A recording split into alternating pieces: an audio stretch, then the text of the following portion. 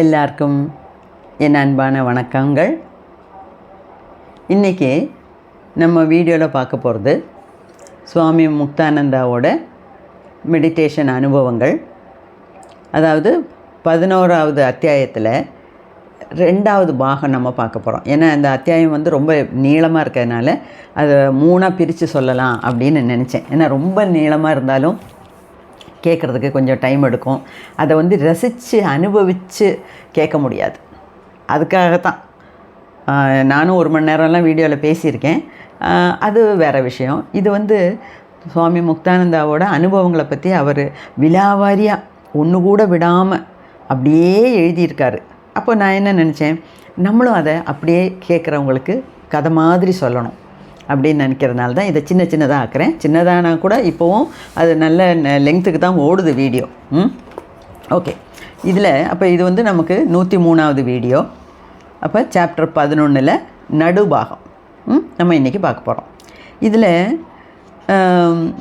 நான் வந்து எப்போவுமே இந்த புக்கை 2 தடவை 3 தடவை படிச்சுட்டு அதில் முதல்ல சட்டுன்னு ஒரு தடவை ஃபாஸ்ட்டாக படிப்பேன். அதுக்கப்புறம் இன்னொரு தடவை நிதானமாக படித்து முக்கியமான பாயிண்ட்ஸ் எல்லாம் இந்த நோட் புக்கில் எழுதுவேன்.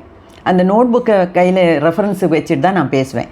ஏன்னா ஒரு பாயிண்ட்டு கூட அதிலேருந்து விட்டுடக்கூடாது அப்படிங்கிறதுனால அது ஒரு ஒன்று. ஆனால் இன்றைக்கி நான் நோட் புக்கில் ஒன்றுமே எழுதலை.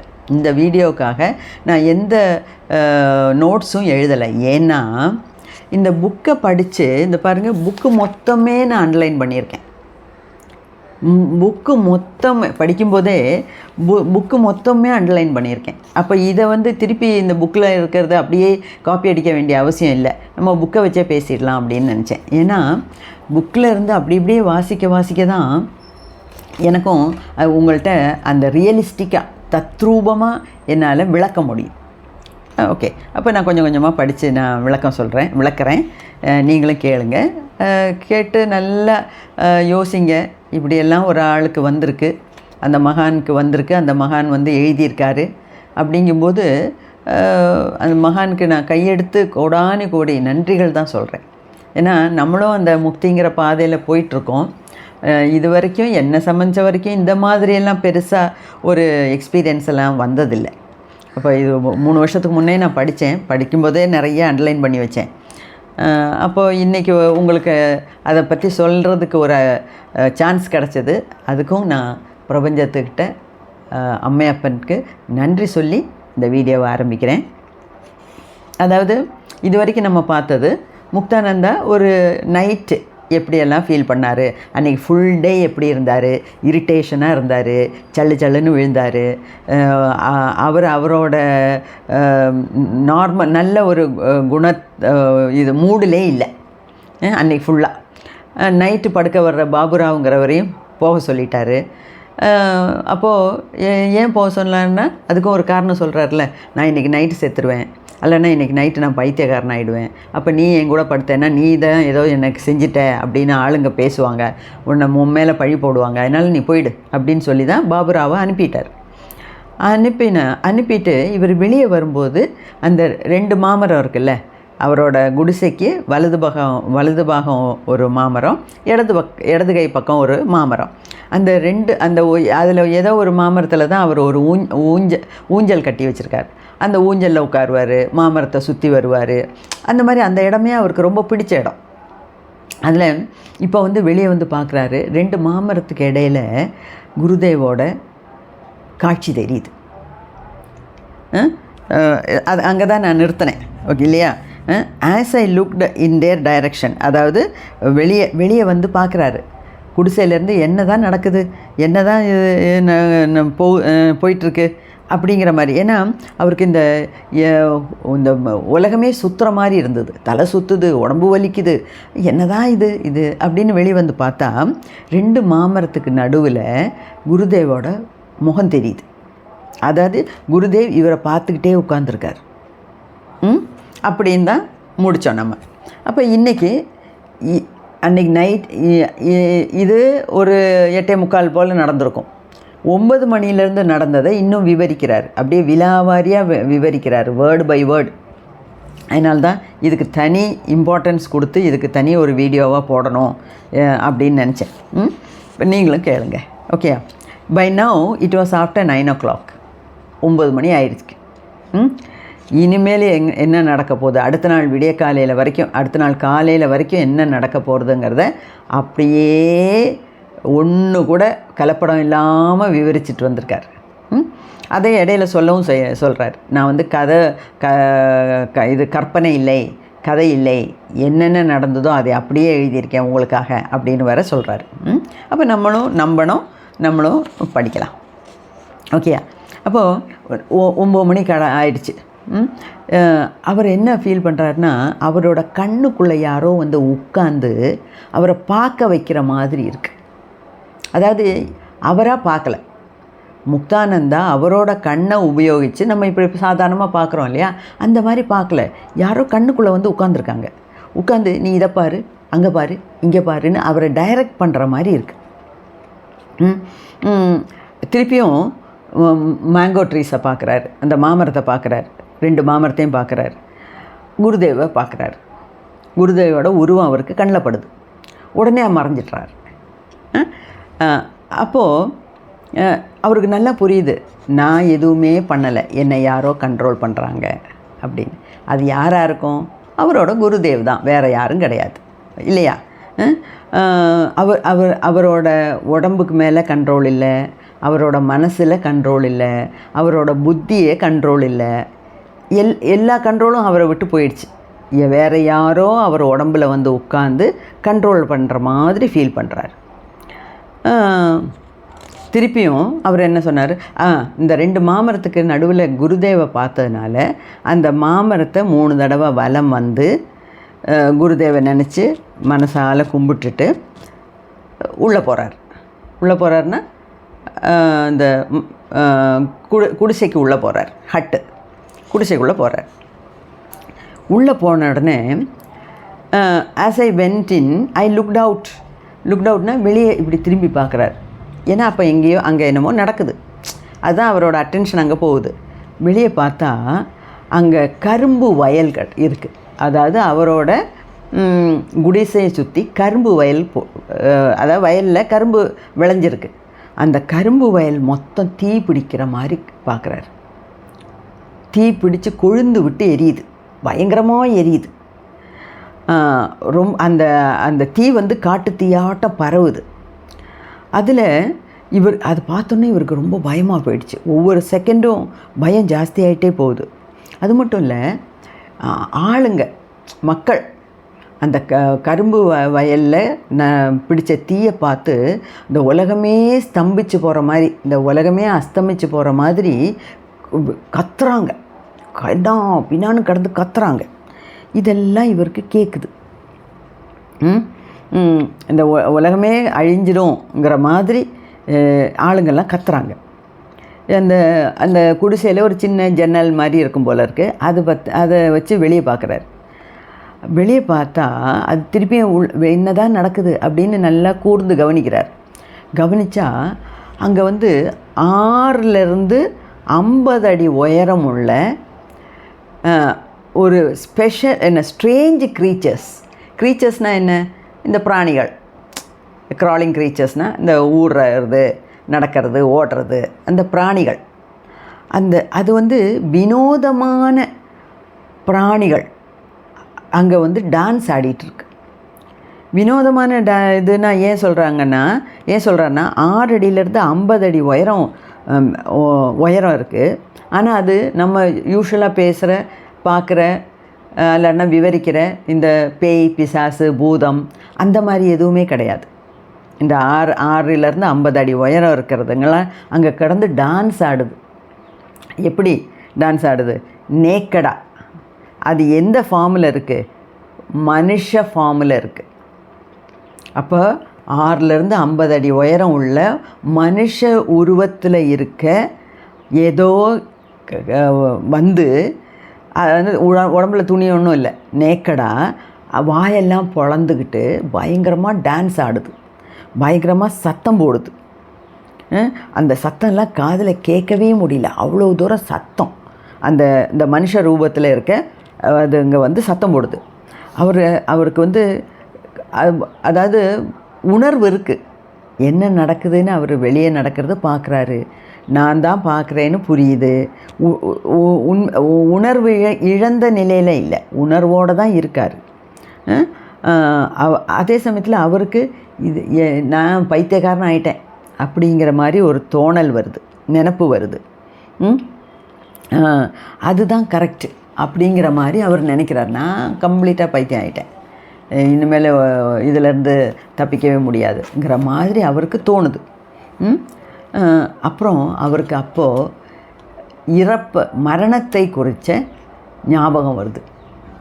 மரணம், ஓகே, நானும் செத்து தான் போகிறேன் அப்படிங்கிற மாதிரி நினைக்கிறார். ஏன்னா அவருக்கு பயம் அவர் இதெல்லாம் பார்க்கும்போது. அதுக்கப்புறம் உள்ளே உட்காந்து பத்மாசனத்தில் உட்கார்றார்.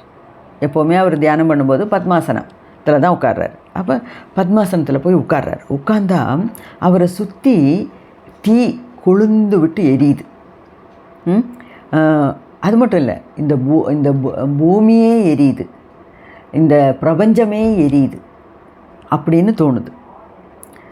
அதே மாதிரி அதாவது ஒரு பெரிய கடல், அந்த கடல் எரியுது, கடல் பற்றிக்கிட்டு எரியுது. அதாவது ஒரு கடல் வந்து அப்படியே பஸ்ட் ஓப்பன்னா அப்படி வெடித்து செதறி அந்த பூமியவே அப்படியே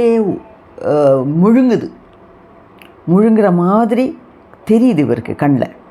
அதே மாதிரி அந்த பேய் பிசாசு பூதம், இப்போ அந்த பேய் பிசாசு பூதங்கள்லாம் இவரை சுற்றி வந்து நிற்கிது, இவரை அட்டாக் பண்ணுற மாதிரி நிற்கிது. அதே சமயத்தில் அந்த பத்மாசனத்தில் உட்காந்தார்ல, அது ரொம்ப டைட்டாக இருக்குது, அந்த உடம்பே முறுக்கிக்கிட்டு இருக்குது, அந்த காலெல்லாம் ஆணி வச்சு அடைச்ச மாதிரி அதே பொசிஷன்லேயே இருக்குது, கையெல்லாம் அசைக்க முடியல. அவர் என்ன நினைக்கிறாருன்னா, சரி இந்த இடத்துலேருந்து எந்திரிச்சு போகலாம், இந்த தொந்தரவுலேருந்து விடுபடலாம் அப்படின்னு நினச்சி கை அசைக்க பார்க்குறாரு, முடியல, கால் அசைக்க பார்க்குறாரு, முடியல. அப்படி ஒரு டைட் ஃபார்மில் உட்காந்துருக்காரு. கண்ணை மூடுனா அவர் இப்போ அப்படியே சரி கண்ணை மூடுறாரு, கண்ணை திறக்கிறாரு. அதாவது எதனா எதை தின்னா பித்தம் தெளியும்னு சொல்கிறாங்கல்ல, எதை தின்னா பித்தம் தெளிங்கிற மாதிரி கண்ணை மூடினா எப்படி இருக்கும், கண்ணை திறந்தா எப்படி இருக்கும். அவருக்கு அந்த காட்சிகள்லாம் ரொம்ப அவரை பயமுறுத்துகிற மாதிரி இருக்கா. கண்ணை மூடணும்னு நினைக்கிறாரு, கண்ணை மூடினா வேறு காட்சிகள் தெரியுது, கண்ணை திறந்தா வேறு காட்சிகள் தெரியுது. ரொம்ப ஒரு மாதிரி இக்கட்டான சூழ்நிலையில் இருக்கார். அப்படி இருக்கும்போது அவர் தலை தானாக இப்படி கவிழ்ந்து ஒரு பந்தா போஸ்டர் வருது. பந்தான்னா நம்ம ரொம்ப பந்தா பண்ணிக்கிறாங்கன்னு சொல்லுவோமே, அது இல்லை. பந்தாங்கிறது ஒரு சான்ஸ்கிரிட் வார்த்தை. அது வந்து நம்ம பந்தம்னா இப்படி முறுக்கிறதுன்னு கூட சொல்லலை. பந்தம்னா ஒரு அடைப்பு, அதை தான் பந்தபாசம் அப்படிங்கிறோம். இந்த பந்தங்கள் பாசங்கள், இந்த பந்தம்னு நம்ம தமிழில் சொல்கிற பந்தம், அதாவது நம்ம அட்டாச்மெண்ட்டு ஜாஸ்தி ஆகுது. அது மாதிரி பந்தான்னா இந்த 3 பந்தா நம்ம பிராணாயாமம் பண்ணும்போது 3 பந்தா போடுவோம். அதாவது மூலபந்தம், உட்யான பந்தம், ஜலேந்திர பந்தம். இந்த ஜலேந்திர பந்தங்கிறது இப்படி, அதாவது நம்ம தாடை வந்து நெஞ்சில் அமுக்கும். அப்படி அமுக்கிடுச்சுன்னா உள்ளே இருக்க காற்று வெளியே போகாது, வெளியே இருக்க காற்று உள்ளே வராது. அதாவது பிராணாயாமத்தில் கும்பகம் பண்ணும்போது நம்ம பண்ணுறது தான் இந்த ஜலேந்திர பந்தா. இவருக்கு ஆட்டோமேட்டிக்காக இப்போ ஜலேந்திர பந்தாவில் தலை இப்படி கவிழுது. அது மட்டும் இல்லை, அவரோட மூலாதார சக்கரம் இருக்கு இல்லையா, அந்த இடத்துல பயங்கரமான வலி, நாடிகளெல்லாம் வலிக்குது. அந்த மூலாதாரத்திலேருந்து கிளம்புற நாடிகள்லாம் அப்படி வலிக்குது, பயங்கரமான பெயின். அப்படி அந்த சரின்னா கண்ணை திறக்கிறார், தானாக கண்ணை திறக்கிறார். அங்கேருந்து ஓடணும்னு பார்க்குறாரு, அசையவே முடியல. ஏன்னா பாடி அப்படியே கட்டி போட்ட மாதிரி இருக்குது. அப்புறம் சரின்னு I was quite aware that everything I was seeing was unreal. அன்ரியல்னால் என்ன? இது நிஜத்துக்கு புறம்பான விஷயங்கள் தான் இங்கே நடக்குது அப்படின்னு அவருக்கு புரியுது. பட் ஐ வாஸ் ஸ்டில், ஆனால் அவருக்கு அந்த பயத்தில் அப்படியே உறைஞ்சி போயிருக்கார். கண்ணை மூடுனா திருப்பியும் கண்ணை திறக்குது, கண்ணை மூடுனா ஒரு காட்சி, கண்ணை திறந்தா ஒரு காட்சி. இதெல்லாம் அவரை வந்து நிலக்கொலைய வைக்குது. ஓகேயா? அப்படி இப்போது திருப்பி பூமி மொத்தம் தண்ணியால் நிறைஞ்சிருக்கு. இந்த பூமியே அழியிற மாதிரி பார்க்குறாரு. அதில் முக்தானந்தாவும் அவரோட குடிசையும் மட்டும் அழியலை, பாக்கி எல்லாம் உலகமே அழிஞ்சு போகிற மாதிரி பார்க்குறாரு. கண்ணில் தெரியுது அவருக்கு. அப்புறம் தென் ஃப்ரம் ஓவர் த வாட்டர், அந்த பூமியே தண்ணிக்குள்ளே மூங்குற மாதிரி பார்க்குறாருல, அந்த தண்ணியிலேருந்து 4 அடி டயமீட்டர் உள்ள ஒரு பெரிய நிலவு போல் ஒரு பால் வெள்ளை கலரில் எந்திரிச்சு வருது அந்த தண்ணியிலேருந்து. அந்த பாலில் இருக்க வெள்ளை கிரணங்கள் அவரோட உடம்புல அப்படியே தொலைச்சி போகுது. அப்போ தான் சொல்கிறாரு, நான் வந்து இதெல்லாம் கட்டுக்கதை இல்லை, நான் வந்து கற்பனையும் இல்லை, நான் உள்ளதை உள்ளபடியே நான் விவரிக்கிறேன் அப்படிங்கிறார். அப்படிங்கிறாரா. அப்புறம் ஐ எம் ரைட்டிங் அப்படி சொல்கிறாரு. அப்புறம் இன்னொன்று, the spear came down from the sky and entered me. அதாவது அந்த வெள்ளை பால் மாதிரி இருக்கிறது ஆகாசத்திலிருந்து ஒரு பால் மாதிரி வெளியே வந்து அவரோட உடம்புக்குள்ளே நுழையுது. அதுக்கப்புறம் ஒரு செகண்டுக்கு அப்புறம் ஒரு லைட்டு, ஒரு பயங்கரமான ஒரு லைட்டு அவர் நாடி முழுவதும் அப்படியே, நாடி நரம்புங்கிறோம்ல, அந்த நாடிகள் மொத்தம் அந்த லைட்டு பரவுது. இவரோட நாக்கு வந்து தானாக வளைஞ்சு இந்த மேல் அன்னத்தை தொடுது. ஆக்சுவலாக அதுக்கு வந்து கேசரி முத்திரைம்பாங்க. கேசரி முத்திரைங்கிறது வாசி யோகம் பண்ணுறவங்க பண்ணுறது. ஓகேயா? நான் வந்து ஒரு குருட்ட வாசி யோகம் முறைப்படி கற்றுட்டுருக்கேன். ஆனால் அது அவ்வளோ சீரியஸாக நான் இப்போ ப்ராக்டிஸ் பண்ணுறதில்ல, மெடிடேஷன் பண்ணுற மாதிரி அது பண்ணுறதில்ல. ஆனால் அதுக்கு அந்த நாக்கு இப்படி போய் உள்ளன்னத்தை மேல் அன்னத்தை தொடுறதுக்கு பேர் தான் கேசரி முத்திரை. அப்போது அந்த மாதிரியெல்லாம் உடம்பு தானாக வளையுது, தானாக முறுக்கிக்குது. இது வந்து முன்னவே சொல்லியிருக்கார், மெடிடேஷனில் உங்களுக்கு வந்து ஆட்டோமேட்டிக்காக இந்த முத்திரையெல்லாம் விழும், நீங்கள் நினைக்காமலே. இப்போ இங்கே பாருங்கள், இது வந்து சின் முத்திரை. அப்போ இந்த மாதிரி ஆட்டோமேட்டிக்காக முத்திரைகள்லாம் வரும், உடம்பில் விழும் அப்படின்னு சொன்னார். அதே மாதிரி அது மட்டும் இல்லை, அந்த அந்த பத்மாசனத்திலே உட்கார்ந்துருக்கார். பத்மாசனத்தில் உட்காரும்போது அவரோட தலை கீழே குனிஞ்சு தரையோடு ஒட்டிக்கிட்ட மாதிரி இருக்கான். அதாவது யோகாசனத்தில் நம்ம பல போஸ்டர்ஸ் செய்கிறோம்ல, பல விதமான அசைவுகள், பல விதமான ஷேப்பெல்லாம் வருதில்ல, நம்ம காமிக்கிறோம்ல, அந்த மாதிரிலாம் ஆட்டோமேட்டிக்காக இவருக்கு நடக்குது உடம்பில். அதுக்கப்புறம் கண்ணை திறந்து பார்க்குறாரு. கண்ணை திறந்து பார்த்தா திருப்பி ஒரு ரெட் லைட், சிகப்பு வெளிச்சம் வருது. சிகப்பு வெளிச்சம் அவரை சுற்றி அப்படியே மின்னி மின்னி மின்னி மின்னி மின்னி அப்படியே போகிற மாதிரி தெரியுது. அது அந்த சிகப்பு லைட்டு அந்த ஆகாசம் வரைக்கும் பரவுற மாதிரி பார்க்குறாரு. அந்த பிரபஞ்சம் முழுவதும் அது அப்படியே இவரோட பாடியில் இருக்க அந்த ரெட் லைட்டு பிரபஞ்சம் முழுவதும் பரவுற மாதிரி பார்க்குறாரு. அப்படியே பார்த்துட்டே இருக்கும்போது கால் தானாக அன்லாக் ஆகுது. அந்த ஆசனத்திலேருந்து அவர் வெளியே வராரு. அப்போது பாடியோட கான்ஷியஸ்னஸும் வருது. அப்புறம் அவர் அப்போ காலெல்லாம் லூஸ் ஆகிடுச்சு. அப்போ சந்தோஷமாக எந்திரிச்சு வெளியே போய் பார்க்குறாரு. முதல்ல வலது பக்கம் பார்க்குறாரு, இடது பக்கம் பார்க்குறாரு. ஏதாவது இருக்கா, இல்லைன்னா குருதேவோட உருவம் தெரியுதா, அதோ வெளியே என்ன நடக்குது, இது என்ன கரும்பு காடெல்லாம் வயக்காடெல்லாம் தீப்பிடிச்சு எரிஞ்சுதே, என்னது தான் நடக்குதுன்னு இப்படி வெளியே பார்க்குறாரு. வெளியே பார்த்தா அந்த அட்மாஸ்ஃபியர்னால் அந்த சுற்று வட்டாரம் எல்லாம் காமாக இருக்குது. ஒன்றுமே நடக்காத போல் அவ்வளோ காமாக இருக்குது. அந்த கரும்பு காடு வந்து அப்படி தீப்பிடிச்சு எரிஞ்சதை பார்த்தாரு. இப்போ பார்த்தா ஒன்றுமே நடக்காத மாதிரி அமைதியாக இருக்குது. அதை பார்த்தோன்னே இவருக்கு அதிசயமாக இருக்குது. நான் என்னெல்லாம் பார்த்தேன், இப்போ பாரு எவ்வளோ அமைதியாக இருக்குது அப்படின்னு யோசிக்கிறார்.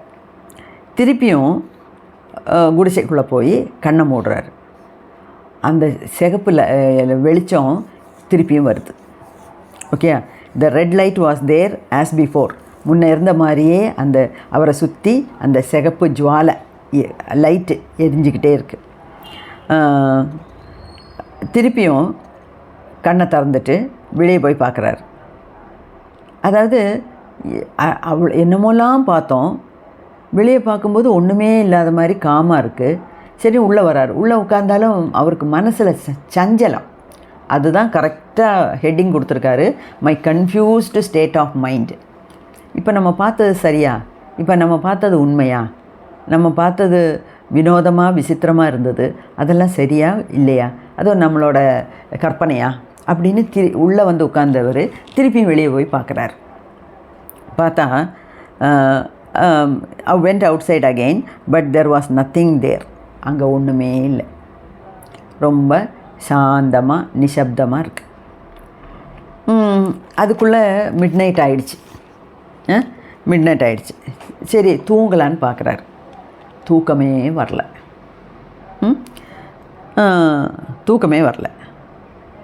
அப்படியே 4 மணி வரைக்கும் அப்படியே உட்காந்துருக்கார். 4 மணி ஆனோடனே சரி எந்திரிச்சு எப்பவும் போல் நம்ம குளிச்சுட்டு தியானம் பண்ணலாம் அப்படின்னு போய் குளிக்கிறார். குளிச்சுட்டு அதே பத்மாசனத்தில் உட்காந்து தியானம் பண்ண ஆரம்பிக்கிறார். குருவை நினச்சி தியானம் பண்ண ஆரம்பிக்கிறார். அப்படி தியானம் பண்ண உட்கார்ந்த உடனே மனசு அப்படியே உள்ளே போகுது, உள்முகமாக திரும்புது ஈஸியாக. எந்த இவர் ஒரு முன்னேற்பாடும் இல்லாமல் உட்கார்ந்த உடனே அந்த மெடிடேட்டிவ் ஸ்டேட்டுக்கு போயிடுறார்.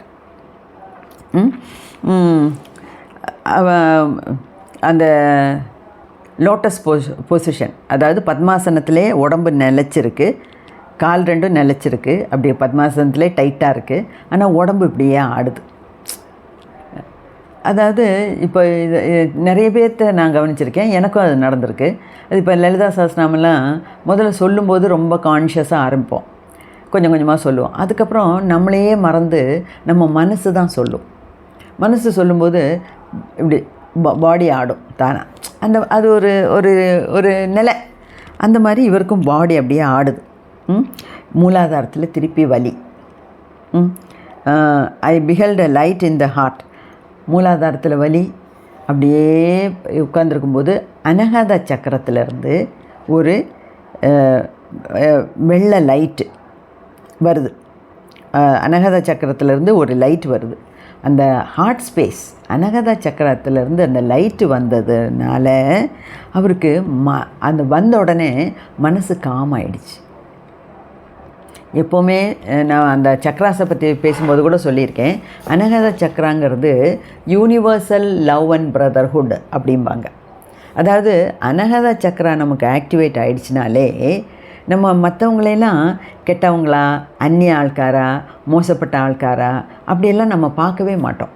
அதாவது நானும் நீங்கள் எல்லோரும் ஒன்று, எனக்குள்ளே இருக்க ஜீவாத்மா தான் உங்களுக்குள்ளே இருக்குது, சேம் ஆத்மா தான் நம்ம 2 பேரும் அப்படிங்கிற ஒரு ஒன்னஸ் பாவம் வரும். ஓகே, அதுதான் இந்த அனகத சக்கராவோட இது. லவ், மர்சி, கம்பேஷன், அதாவது கருணை, கருணை, காருண்யம், மற்றவங்கள பார்க்கும்போது ஈவு, இரக்கம், இதெல்லாம் மனசில் இருந்து அப்படியே பொங்கி வரும். அது எப்போன்னா ஒரு ஆளுக்கு அனகத சக்கரா ஆக்டிவேட் ஆனால் தான் அந்த மாதிரியெல்லாம் ஃபீலிங்ஸ் வரும். ஓகே, அந்த மாதிரி இவருக்கு தோணுது. அந்த அந்த அனகத சக்கரத்துலேருந்து லைட்டு வரும்போது அப்படியே காமாயிடுறாரு, மனசு காமாகுது. ஓகே, திருப்பியும் குரு ஓம்னு குருவை பற்றி தியானம் பண்ணுறாரு. இப்போது ஒரு 1.5 மணி நேரம் தியானம் பண்ணியிருக்கார். அதே போஸ்டரில், அதே பத்மாசனத்தில் உட்காந்து 1.5 மணி நேரம் தியானம் பண்ணியிருக்கார். ஓகே, அடுத்தது கேளுங்க, ஆச்சரியப்படுவீங்க.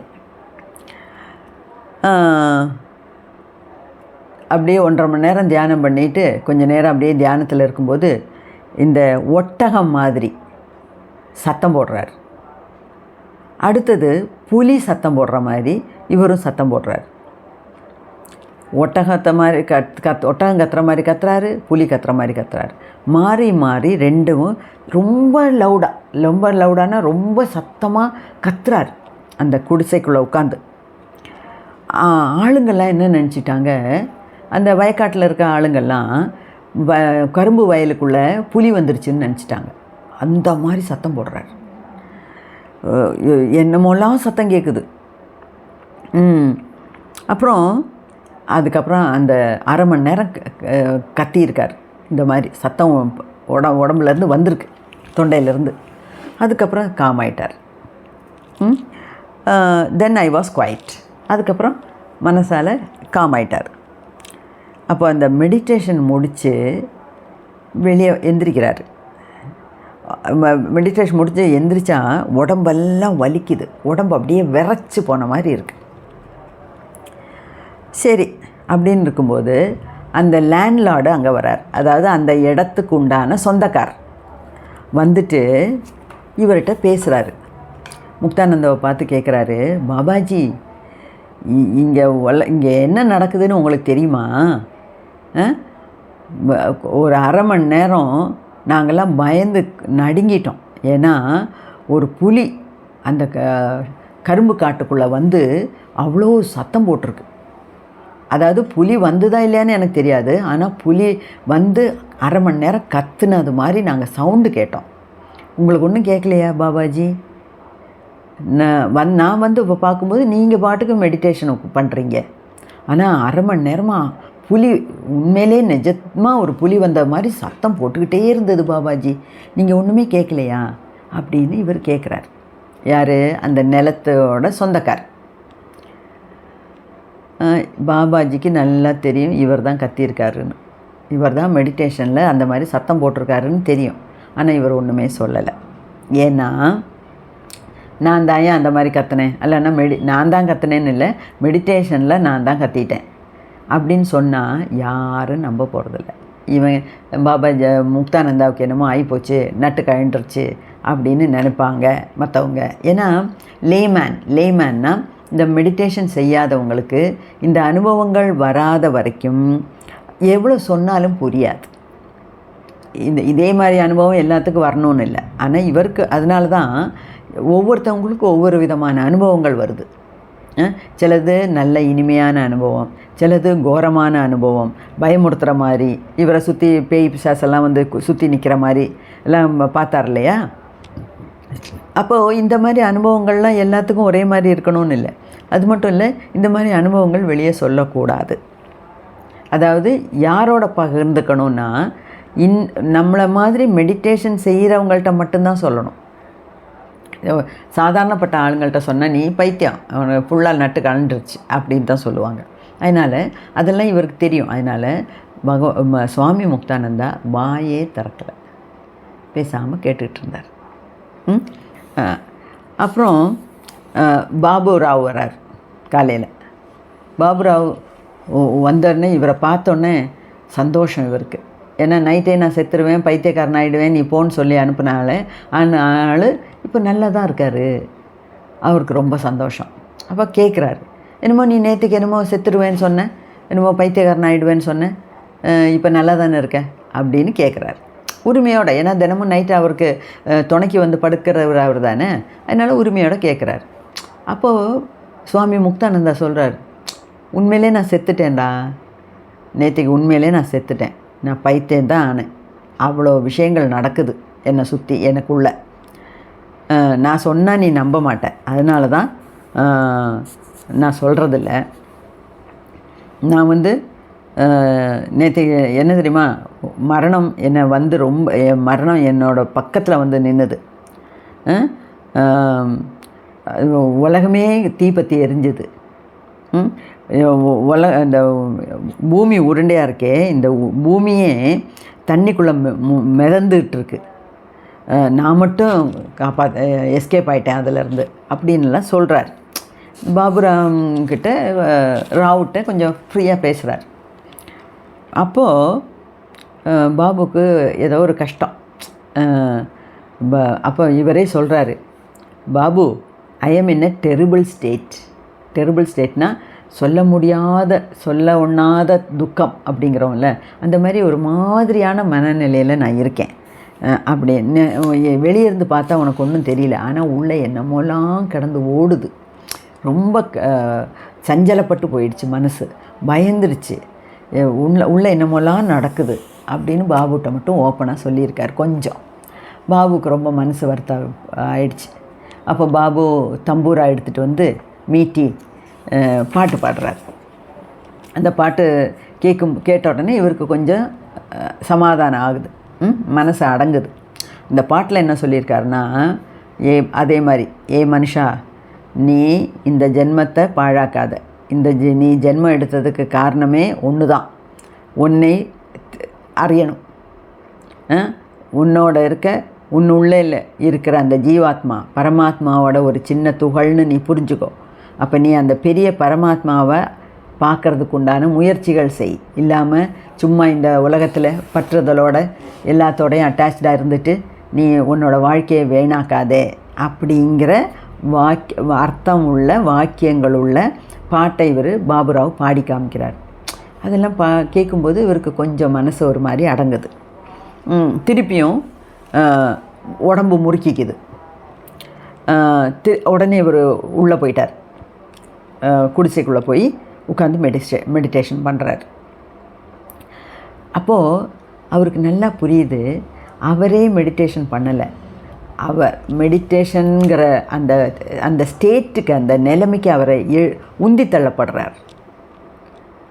நான் அன்றைக்கே சொல்லியிருக்கேன், நான் எத்தனை மணிக்கு ஒரு மெடிடேஷன் பண்ணுறேன், நான் இன்றைக்கி 2 மணி நேரம் பண்ணேன், நான் ஒரு அரை மணி நேரம் பண்ணேன், நீ மெடிடேஷன் எவ்வளோ நேரம் பண்ணுற, எப்படி பண்ணுற, இந்த மாதிரி கேள்விகளுக்கு இடமே கிடையாது. நான் மெடிடேஷனை பற்றி 6 வீடியோஸ் போட்டேன். அதில் ஒரு இடத்துல இது நான் சொல்லியிருக்கேன். அதாவது மெடிடேஷன் நம்ம பண்ணலை, ஏன்னா நம்மளால் பண்ண முடியாது. மெடிடேஷனுங்கிறது ஒரு விசித்திரமான ஒரு வார்த்தை. அது நம்ம மெடிடேஷனுக்காக அமரலாம், மெடிடேஷனுக்கு உண்டான எல்லா ஏற்பாடும் பண்ணி கொடுக்கலாம். ஆனால் மெடிடேஷனுங்கிறது தானாக நமக்குள்ளே நடக்கிற ஒரு நிகழ்வு, அதை நம்மளால் செய்ய முடியாது. ஸோ இப்போ முக்தானந்தா அந்த மாதிரி ஃபீல் பண்ணுறார். நான் மெடிடேட் பண்ணலை, நான் மெடிடேஷனுக்காக உட்காந்தேன், மெடிடேஷன் தானாக நடக்குது அப்படின்னு சொல்கிறார். அது மட்டும் இல்லை, ஜாயிண்ட் எல்லாம், இந்த ஒவ்வொரு ஜாயிண்ட் உடம்புல எல்லாம் அப்படியே வலிக்குது. அப்படியே பிராணன் எல்லா நாடியிலையும் ஓடுறது அவருக்கு ஃபீல் ஆகுது. அந்த இரத்தத்தில் ஓடுற அணுக்கள் இருக்கு இல்லையா, சிகப்பணு வெள்ளை அணுங்கிறோமே, அந்த அணுக்கள்லாம் அப்படியே எப்படி இந்த காமிக்கிறேன், were spinning, all the blood cells in my body were spinning, அப்படியே சுற்றுது, பயங்கரமான ஸ்பீடில் சுற்றுது உள்ள உடம்புக்குள்ளே. பிராணன் எல்லாம் அப்படியே நாடியில் ஓடுது வேகமாக. அப்போது அப்படியே இருக்கும்போது அந்த ரெட் லைட் திருப்பி வருது. இந்த லைட்டு நீங்கள் கவனிக்கணும், ஏன்னா திருப்பியும் இந்த red light, white light, blue light எல்லாம் வருது அவரோட அனுபவத்தில். அதை பற்றியெல்லாம் விவரிச்சிருக்கார். ஓகே, அப்போ திருப்பியும் அவருக்கு அந்த சிகப்பு லைட்டு வருது. Before me with such a force that it seem to have been living inside me, it was 2 feet tall. அந்த சிகப்பு லைட்டு வெளிச்சம் வந்தோடனே ஏதோ அவரோட உடம்புக்குள்ளே இவ்வளோ நாள் ஒளிஞ்சிருந்த மாதிரியும் அது இப்போ வெளியே வர்ற மாதிரியும் அவருக்கு ஃபீல் பண்ணுறாரு. 2 அடி உயரம் உள்ள வெளிச்சம் அப்படியே என்ன பளபளக்குது வெளிச்சம். அவரோட உடம்பு அதில் வெந்து கரிகிற மாதிரி ஃபீல் பண்ணுறார். அவரே பேர்ன் ஆகிற மாதிரி ஃபீல் பண்ணுறார். அதாவது இந்த பாப்பிங் சவுண்டு, கிராக்லிங் சவுண்டு, அதெல்லாம் என்னென்னா இந்த உடம்புல முறுக்கிக்கிற மாதிரி ஒவ்வொரு ஜாயிண்ட்லேருந்து சத்தம் பட் பட் பட்னு வெடிக்குது. வெடிக்கிற சத்தம்னா இந்த பால் கெட்டு போன பாலை நம்ம தெரியாமல் அடுப்பில் வச்சோம்னா ஒரு சத்தம் கேட்கும். நீங்கள் கேட்டிருப்பீங்க, பட் பட் பட் என்ன சத்தம் கேட்கும். அதான் கிராக்லிங் சவுண்டுங்கிறது. அதே மாதிரி பாப்பிங் சவுண்டுனா என்ன? இந்த கார்னை நம்ம வந்து கடையில் உதிரியாக கிடைக்கும்ல, அதை வாங்கிட்டு வந்து குக்கரில் போட்டு மூடி வச்சிட்டோம்னா, நல்ல ஃப்ளேம் வச்சோம்னா அது டக் டக் டக்குன்னு வெடிக்கும். அதை அப்படி இப்படி துள்ளி துள்ளி வர்றதுனால தான் பாப்கார்ன் அப்படின்னு பேர். சினிமா தியேட்டர்லாம் போய் வாங்குகிறோமே, அது இப்படியே சூடில் வெடித்து இப்படி வெளியே வரும். அந்த மாதிரி உடம்பில் அவருக்கு பல அனுபவங்கள் நடக்குது. அந்த மாதிரியெல்லாம் இருக்குது. அப்புறம் அந்த சவுண்டெல்லாம் வருது, உடம்புலேருந்து வெடிக்கிற மாதிரி, உடையிற மாதிரி, அந்த மாதிரியெல்லாம் சவுண்டு வருது. The red flames of the fiery light soon made me hot inside. அவரை உடம்பையே தகிக்கிற மாதிரி இருக்குது. அப்போ அந்த சூடு அவருக்கு இப்போ உடம்பில் அனுபவப்படுது. அதே மாதிரி and then my great worship of the guru began. அப்படியே அந்த அனுபவத்திலே அவர் உட்காந்து குருவை நினச்சி தியானம் பண்ணுறாரு. அதுக்கப்புறம் அவரோட மனசு ரொம்ப சாந்தமாயிடுச்சு. வெளியே வந்து அந்த ஊஞ்சலில் உட்காந்து அவரோட ஃப்ரெண்டு உட்காந்துருக்காரு. இவரும் அந்த ஊஞ்சலில் உட்காந்துட்டு இப்படியே யோசிக்கிறார். அதாவது இவ்வளோ நேற்றுலேருந்தே எனக்கு என்னெல்லாம் நடந்துச்சு, ஏன் இப்படியெல்லாம் நடக்குது, யார் இதை நடத்துகிறாரு அப்படின்னு இப்படியே உட்காந்து யோசிக்கிறார். அப்போது இந்த வீடியோ இந்த இஃபெக்ட்லேயே இங்கே நிறுத்தினா தான் நல்லாயிருக்கும்னு நினைக்கிறேன். நானும் நிறைய தடவை அதை திருப்பி படித்தேன். நம்மளும் மெடிடேஷன் பண்ணுறோம். ஆனால் நமக்கு எனக்கு இந்த மாதிரியெல்லாம் அனுபவங்கள் வரல. அப்போ அதுக்கு அர்த்தம் என்னென்னா, அவ்வளோ தூரம் நம்ம போகலை, உயரலை அப்படின்னு அர்த்தம். ரெண்டாவது, இந்த பாடி எரியிற மாதிரி, உலகத்தை எரியிற மாதிரி, உடம்பில் இருக்க செல்ஸ் எல்லாம் பட்டுன்னு தெரிக்கிற மாதிரி எல்லாம் இருக்குதுன்னு இதெல்லாம் தெரியுதில்ல, அது என்னன்னு நீங்கள் நினைக்கிறீங்க? உங்களுக்கு புரிஞ்சதுன்னா கமெண்ட்ஸில் போடுங்க, நான் அதுக்கு பதில் சொல்கிறேன். நான் ஒரு கோணத்தில் பார்த்துருக்கேன். எனக்கு ஒரு கோணத்தில் நான் சொல்கிறதெல்லாம் கரெக்டுன்னு இல்லை, என் மனசுக்கு சில விஷயங்கள் படுது, அதை நான் அப்படியே மனசில் வச்சுருக்கேன். நீங்கள் கேட்கும்போது உங்களுக்கு அதாவது இதெல்லாம் என்ன தான் நடக்குது, சுவாமி முக்தானந்தாவுக்கு என்ன தான் நடக்குது, ஏன் இப்படியெல்லாம் வருது, ஏன் இப்படியெல்லாம் அவர் ஃபீல் பண்ணுறாரு, ஏன் இப்படியெல்லாம் பார்க்குறாரு, அது எதனால் அப்படிங்கிறது உங்களுக்கு எப்படி புரியுதோ அந்த விதத்தில் நீங்கள் கமெண்ட்ஸில் எழுதுங்க. நான் கமெண்ட்ஸை படிப்பேன், படிச்சுட்டு அதுக்கு பதில் சொல்கிறேன். நம்ம சர்ச்சை பண்ணிக்குவோம். ஓகே, இதோட இது போகிறோம். பாக்கி இந்த சாப்டரோட அத்தியாயத்தோட பாக்கியை அடுத்த வீடியோவில் பார்க்கலாம். எல்லோரும் நல்லா இருக்கணும். வாழ்க வளமுடன்.